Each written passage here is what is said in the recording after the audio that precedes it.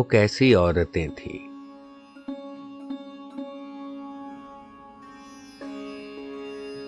वो कैसी औरतें थीं जो गीली लकड़ियों को फूंक कर चूल्हा जलाती थीं, जो सिल पर सुर्ख मिर्चें पीसकर सालन पकाती थीं, सुबह से शाम तक मसरूफ लेकिन मुस्कुराती थीं।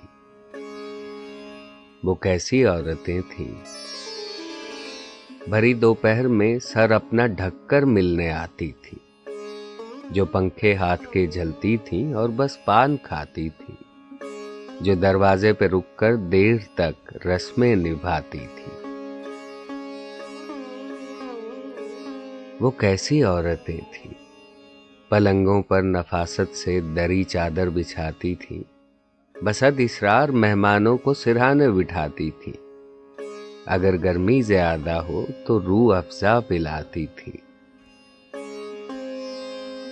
वो कैसी औरतें थीं जो अपनी बेटियों को स्वेटर बुनना सिखाती थी, सिलाई की मशीनों पर कड़े रोजे बिताती थी, बड़ी प्लेटों में जो इफ्तार के हिस्से बनाती थी।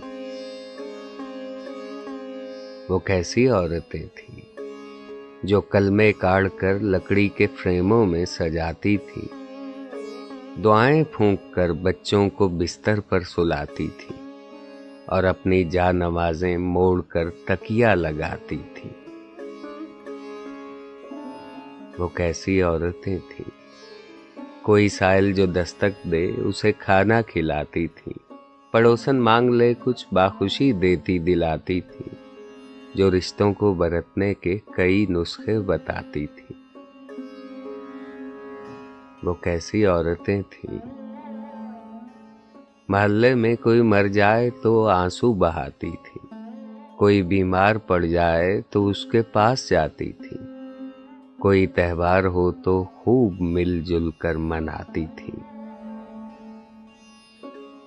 वो कैसी औरतें थीं। मैं जब घर अपने जाती हूँ तो फुर्सत के ज़मानों में उन्हें ही ढूंढती फिरती हूँ गलियों और मकानों में। किसी मीलाद में, जुज़दान में, तस्बीह दानों में, किसी बरामदे के ताक पर, बावर्ची खानों में। मगर अपना ज़माना साथ लेकर खो गई है वो, किसी कब्र में सारी की सारी सो गई है।